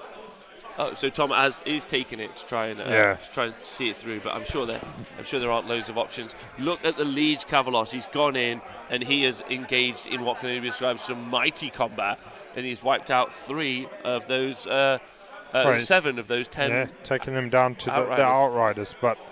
Joe's sat on a CP though for an immune to battle shock. He's sat on 3 CP in fact, so he's pretty confident there. This unit of Mortek Guard are now free. But the very fastest that they can move, if they use their Allegiance command abilities, they can go 7 inches. They might be able to get that charge. It's still pretty big. Don't forget that Petrifex and Ossiarch Bonereapers don't have access to re-roll charges because that's a command book ability, and they don't use command points. They use relentless discipline points for some reason. So they are... So that priority roll, super important, and Joe has won it. Yeah. And obviously he's going to take it. There's no chance he's giving that away to anybody. I don't know. He's Joe Purcell. Anything is in the option, right? So he's going to take that. That's really good for him. I think if he can... Yeah, so 5 RDP being Christian's rocked with his Ossiarch Bonereapers. Joe, though, with the priority roll, is in a really big phase. He's got a great spell coming out of here. Probably won't get it off against Nagash, but he could give it a try. Yeah. He's got 3d3 mortal wounds, which is going to be wicked and go into there. Now, with Nagash not being the general, this guy's got the Godbone armor, which gives him +1 to his save. So, and then being Petrifex, that Liege Cavalos has got a 2+ armor save. However, he is going to struggle loads against 3d3 mortal wounds. So that's a really... So if you get the spell off as well, that's excellent. And then we've got a whole bunch of shooting to come in. All that really needs to happen in this turn now is this unit takes out that. This unit comes in, takes out that. Yep. And if they can get bodies on that back board, then they're going to score that point. As you look, it's already 10-2 to Christian. But the problem is Nagash jumping over. Yeah. I mean, Nagash can go into your back objective, but if you can charge this unit in, so you can obviously move it up, and then if you can charge it in and tail back onto this objective, and so you get the double round of shooting and do enough damage to this and tag it in place. Likewise, this unit trying to go through the center, maybe tagging and shooting. Hopefully, you do enough damage to the Mortek Guard that they become inconsequential, and you're also taking his back objective. Now Nagash has to decide whether he comes back and defends his back objective, or if he runs in deep to take your own back objective, but then he's not doing that much damage. So someone in the chat is just asking whether or not the tournament is using DUP, TTTO, or BCP. Being the oldest Age of Sigmar event and also the oldest fantasy event in the world, they're actually using EXCEL. It's a different type of tournament software, but they did upgrade from using PAAPER. stone tablets. Yeah. Papyrus. They actually wrote a letter to everyone to inform them of who they were paired up against in round 3, but that's not quite effective. Jumping over to game 3 though.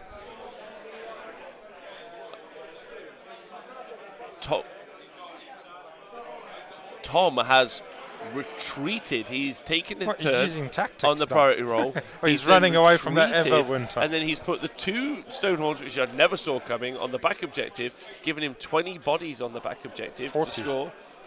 Are they worth 20? Oh, no, they're 10 each, aren't they? 10 each, 10 each, so 20 in total. Which means he's got that back objective now, getting him 4 points, putting it on the board, which is pretty big. Meaning Nagash can't go this way; he has to go this way, unless he gets the hand of dust and he gets the charge off, in which case it's a bit of a funsies there. But good. He doesn't need to go here anyway because the ghosts are there.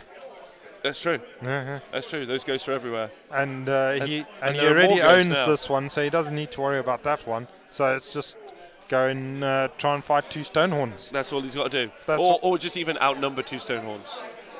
Yeah, but that's boring. No. Fight them. You play death. It's only ever boring. Yeah. Right, let's go back to game 2 now in our mashup of battles between Units A and Units B. So what we're seeing now is we're seeing the engagement between we saw the long bomb charge come in here, and he didn't kill all of the Blight Kings. That Bloodthirster of Incessant Rage looks like he was a Bloodthirster of mildly piqued. There's still a Varangard left, locked in combat there with those 5 Blight King. Remaining Blight King, there's only 5 of them left. Out of the unit of... No, 6 out of the unit of... 6 there. And the Blood Warriors, are they up there? They've joined in the fray. And we've still got Gutrot and the War Shrine. Gutrot and the War Shrine is still battling out on that back Ooh. objective, which has been a bit of a shame for Declan, because it means that he hasn't... Because he took these guys this way, the Blight King specifically, he's never gone and claimed that big point at the back of the board. He's never gone and got those 4 points for that backfield objective, which you would have thought Gutrot and the Blight Kings engaging there was the big play, right? Yeah, you would have thought that those 5 should have gone into that back objective and got the big quantities of gold, and then those chariots, instead of faffing about, they should have gone into the Chosen and tried to hurt them instead of just standing around. Yeah, baby, they should have, but they did not. Looks like the Chosen. There were 2 Chosen left. Looks like they've actually charged the chariots. Okay. I mean, that seems like the right course. Yeah, which is the Lord of, not the Lord of Plagues. It is called. Come on, Rob. You know this. He's one of your favourite models, designed by Jez Goodwin himself. It is the Harbinger of Decay. Oh, okay. That's what he's battling against. He's got a Harbinger. Yeah. Cool. And then 3 Nurglings doing their three job. Nurglings just holding on that back objective. They're like, we got this, looking after bud. this gold for you. Right, let's go back to game 1. Hold on. Score 11-1, 11-10. We've still got some Blades of Khorne points to score. He's obviously charged these to him, but that's not going to be enough. It looks like it's going to go towards Nurgle, which is very exciting. Yeah, it's going to be 11 all, you would say, at the end of that turn. I would say that. I would say that. Jumping over to table 1, though, what has Joe decided to do? Looks like he decided to just slowly play. They are both currently tweeting. I wish I could get a shot of this, but they're both tweeting each other, actually, just being like, how's the game going? Yeah, pretty good. You're looking great, bro. Yeah, thanks, bro. Nice black T-shirt. So yeah, it looks like he's decided to go all defensive. Yeah. All defensive. Who doesn't want to go all defensive? Me. I don't want to. Wow. Oh my God! There's another battle, Nath. Oh no! That Curtin and Paul. Come on, Paul. You can take him. I'll try and actually use that for some goodness. Gutrot Spume and the War Shrine are currently battling it out, Nathan. That's what they're doing. Yeah, who's winning that battle? Who would be winning that battle? Who would be winning it? That's a great question. Tell me what you think. Who do you think's going to win it? Oh, we're rolling a wound dice over. Looks like Gutrot's taking loads of damage. He's got 1 wound left. He is. It's a mighty battle. Still 2 wounds left on He's got Gutrock. 2 wounds left. But has he done his attacks against the big boat thing? Can he put a Has hole he in even it? done it? There he is. He's fighting it. Oh.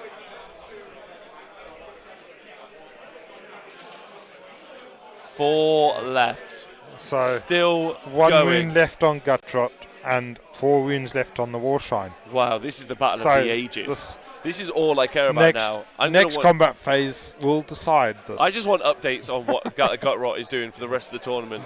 Where is he and what's he doing? And is he only fighting in every round war shrines? Is he just hunting war shrines? This is his new mission in life. Deciding to corrupt them for Nurgle. Where's your boat thing? I want to make it mine. He's got a war shrine collection. Right, so just jumping quickly to game 3 to see if that decision.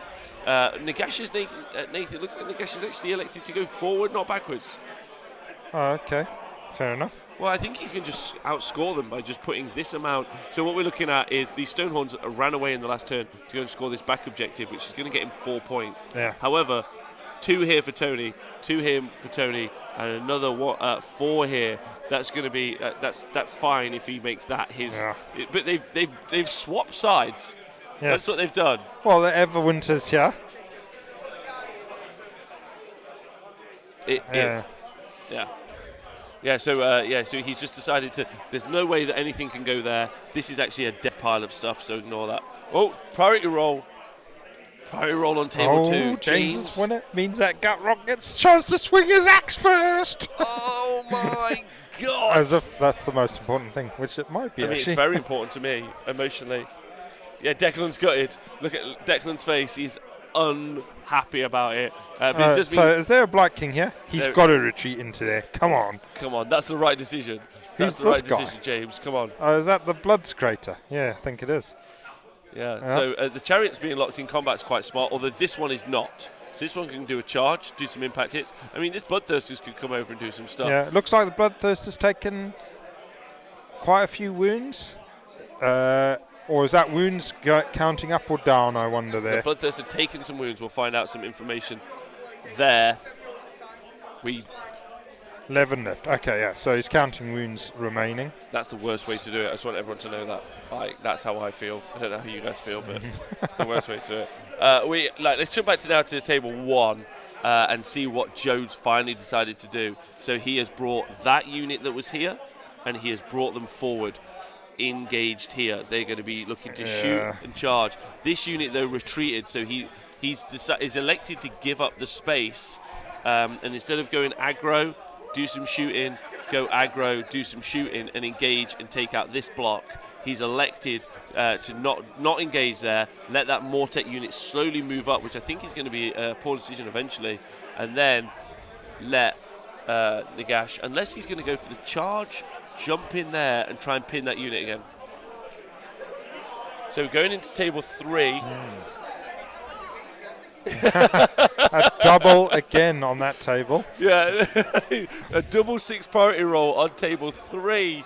But instead of double 1 this time, it's double 6. Yeah.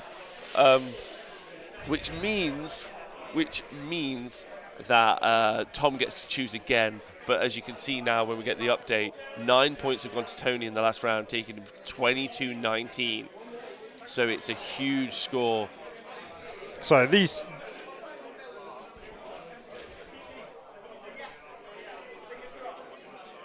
So this Stonehorn over here has just had Fade and Vigor cast on him, so he's only got a 1 dice charge.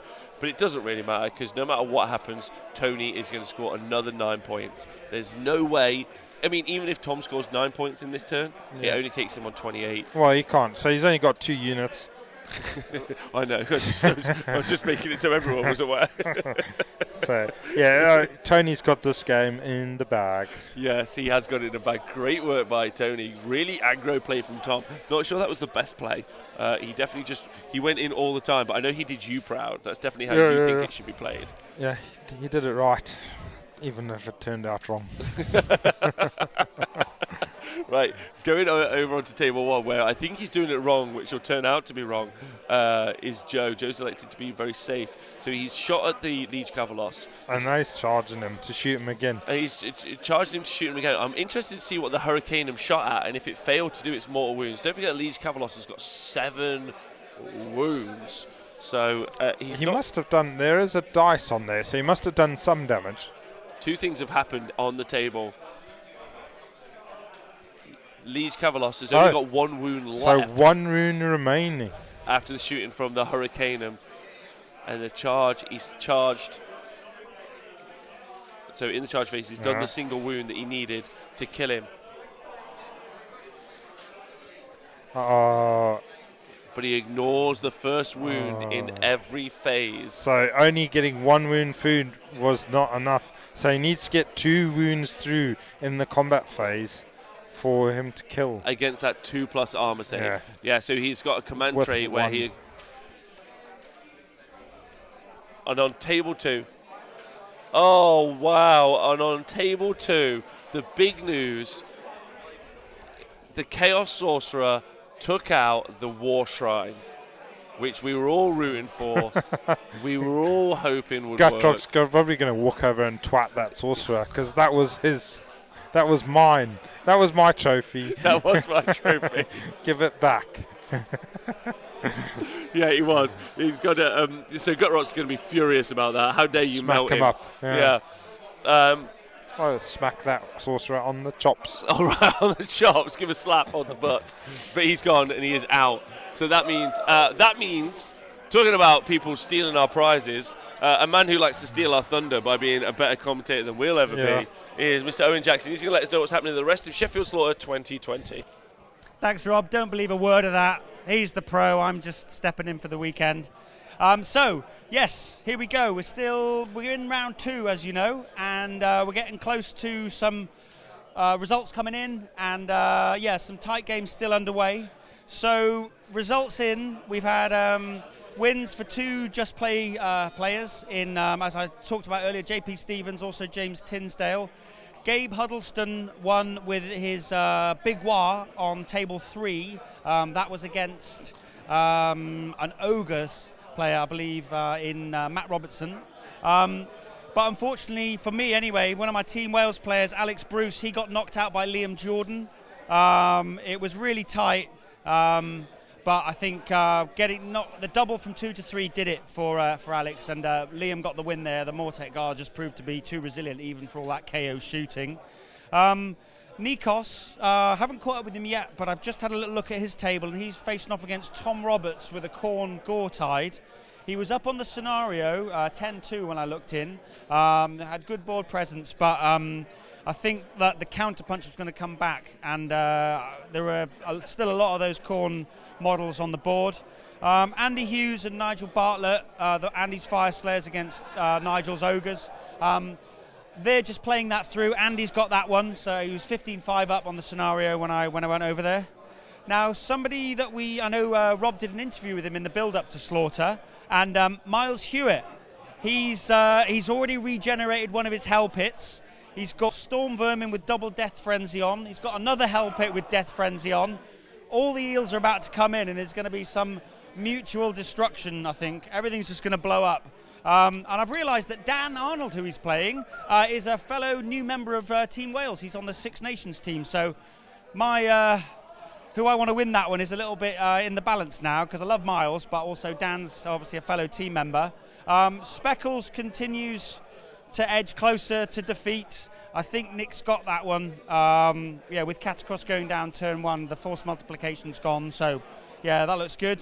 And then I had just witnessed an excellent move from JJ over on table 24, playing against Gareth Parfitt's change host. Gareth teleported in 10 pinks in behind, and obviously that's a massive problem. I think we got 50 wounds in that unit. So what JJ did is he opened up all his shooting onto those pinks. With a combination of Drake's handgunners and the Hurricaneum, he killed all the pinks, and then he sent in the copters. So they split, and he steamed all the horrors. So it was steamed horrors on the menu there. And then looking down to Tuggy and Reese, they're still grinding it out, but I think Tuggy's got that one. And that's it. yeah, there's a lot of results coming in, so I'm sure I'll have another update for you soon. But in the meantime, it's back to the hot action. Rob and Nathan. Welcome back. Thank you very much, Owen. Great work there. Love hearing about what's happening in the rest of the room, especially how much Speckles is losing. Right, so back to game 3 now. Those Stonehorns engaged in the back. They've made their charges, they've engaged, they're holding this back objective, so that's worth 4. However, it doesn't really matter, because even if they hold that back objective, which they are doing, and score those 4 points, that's going to put him on 23 points, and Tony only has to turn up in his next turn, which he's already there at the table, smiling and laughing, which is a rare sight to see from the Iron Golem himself, with 2 points of 4. That's going to rock him an 8 point, that's going to put him on 30, so that's going to be 30 to 23, so that's the game. Got that one, lovely one in the bag. He's got it. However, going on to game 1, he had to do 2 wounds, apparently in a Scottish accent. 2 wounds to that Liege Cavalos in the middle, and he's been ringed, like a flagpole in May in England, and he has been done a cropper. Taken out. I wonder if it was the horses or the riders that did the final wound. I mean, that's the real question. So Joe's got some really strong command of the board, Nath, as you can see. So my question is, do you think he's gonna keep this up? Like, is he gonna secure? Well, yeah, he's scored another 5 there, so that's put him on 15. Whereas impressive. Christian's only managed the 2 so far. Christian's got a turn now to score some points, so you would think he could possibly get this top one. I think he's going to do this. If he can get and then enough. he could then do that, right? But is that like, if that's enough? Like, if he's got enough? I mean, the Mortek can walk up behind him and do the stuff as well. But then he's leaving his own one exposed. Yeah, to so all of this incredible movement at the bottom. He's got to sort of build a line, really. And then slowly walk through it. I mean, he's super lucky that he's got the Bone Shaper alive at the back of the board, so he's going to be able to put 3 models back into this unit a turn. Yeah. Nagash can do 6. But I think it's really, really good play on Joe's part that he's like, there it goes, Nagash, definitely following the path that you created for him. Yeah, that could be the way. And then the Mortek going to go and try and take this out. But it's not so much that that Nagash won't take out the unit, because I think he will pretty prodigiously. He also could take out that unit. If the priority roll in the next turn just goes to Joe will score this 1. And then he'll score this, and that'll be enough points to have tipped over the edge and taken enough of a lead that in that final turn he won't be able to pull anything back. Also, like you said, this line of Mortek here, they have to stop any of this getting round. Yeah, sneaking around the back. Because if it does, that's going to be a 4-point swing. Yeah. It's huge. Or even sneaking back onto the side objective. You don't have to fight Nagash. If Nagash doesn't kill all of these guys, which you would have thought he probably will. There's no hero nearby giving them immune to battle shot. Yeah.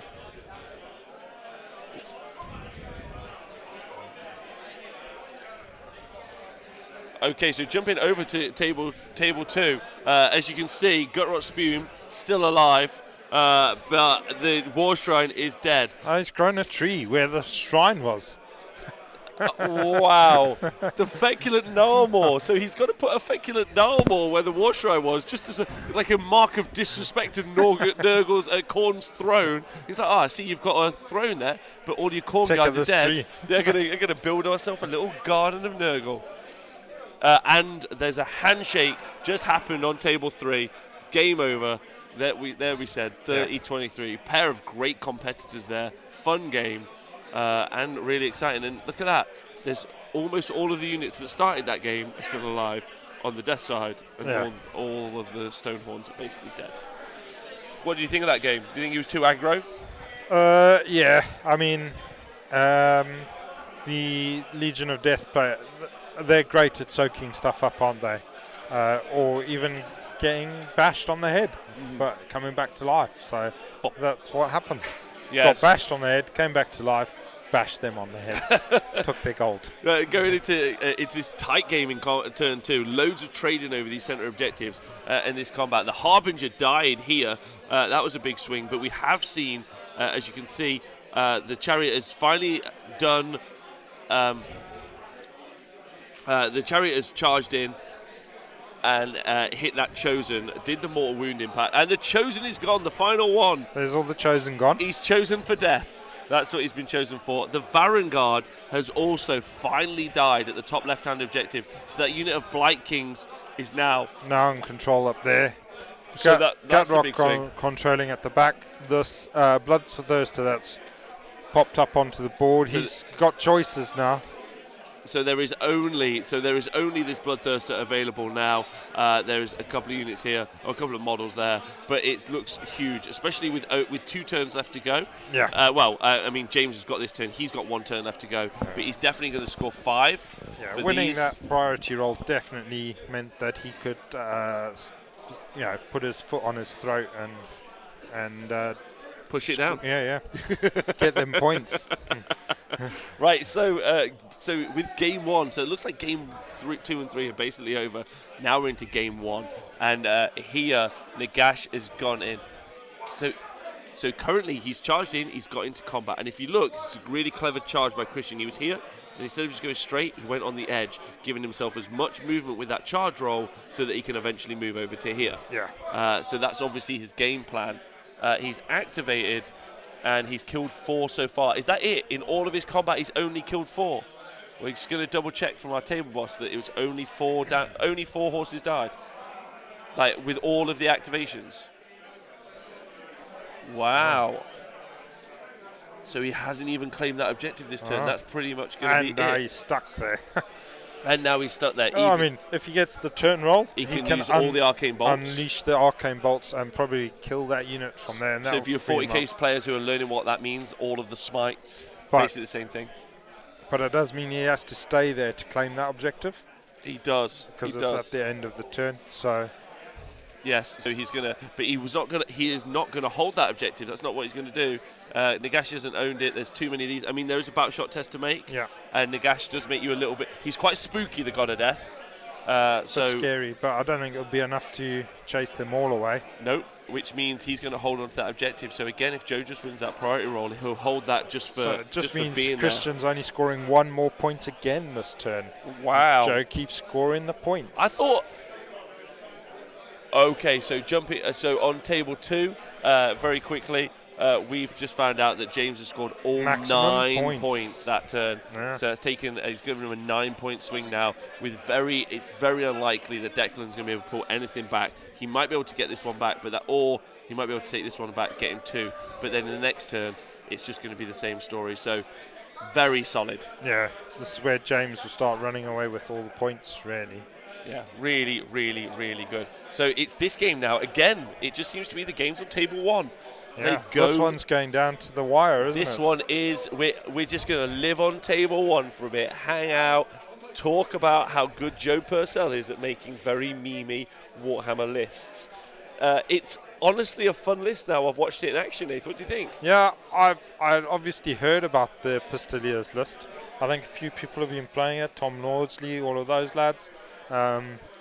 And now actually seeing it in action, it's pretty good list. It's cool. I like it. It's really cool. Yeah, I really enjoyed watching it. Yeah, I really enjoy watching it play. I'm having a great time. Lots of movement and actually a fair amount of quite good damage output, I would say, from the quite shooting. good. It's I mean, decent, taking out some of that Mortex quite hard. Yeah. Although really, what has he taken out? He took out 2 blocks of 10. And the Liege. The Liege is no I mean, slouch. yeah, I mean, it was the Hurricane that they did that, though. Come on. No, it was the horses. The horses. it was always the horses. Horses. Always the horses. So we're just finding out now that so the activations in combat is going to be this Mortek. Those Mortek need to attack.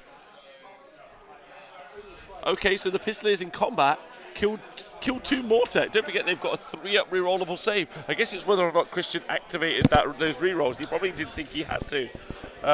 I'm sure he did. I mean, you got to roll. It's a lot of dice still from those lads. What, from the Pistoliers? Yeah, I guess so. All those horses. The Mortek back, though, are going to absolutely batter them. They've got. They don't have the Liege Cavalos, though, to give them plus 1 attack. So taking him out's really important. because you take out that, and then unless the Hecatosses are alive in that unit, which I'm almost certain it is, that means they are going to be able to get +1 rend, so they're at rend 2. So you should see a lot of these lifted. Yep. But it would be so much better to have 1 attack per one. They're all dead. gone. They're all gone. Joe being super careful with those in case the paint falls off the models, because that's how heavily they're dry doesn't brushed. stick as well as you'd like.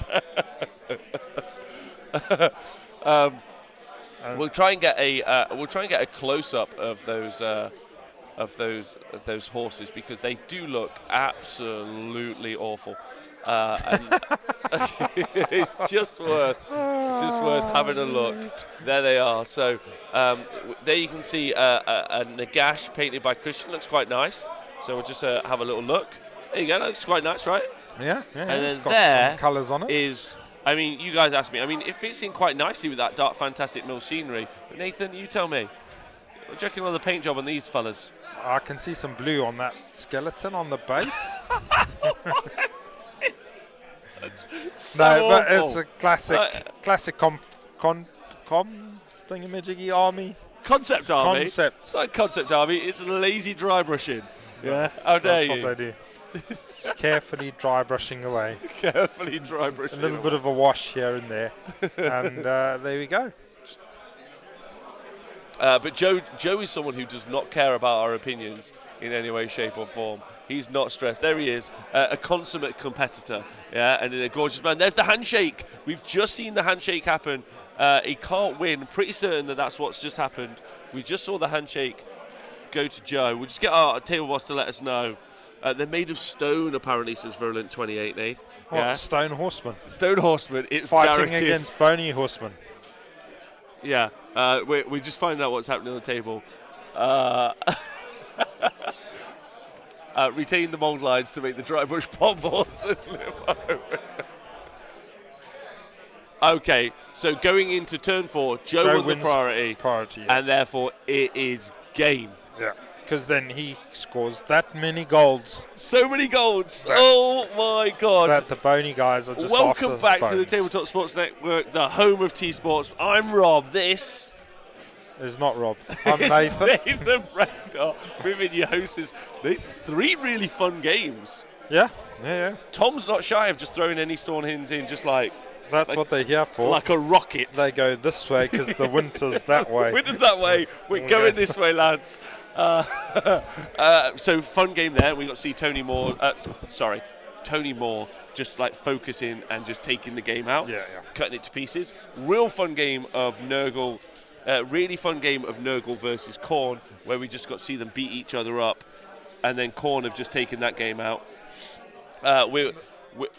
We'll just show you right now that right at the top. This is where Nurgle dominating. A unit of Nurgle, a unit of blood letters have been summoned, but they failed their charge, so they're going to have very little impact on the game.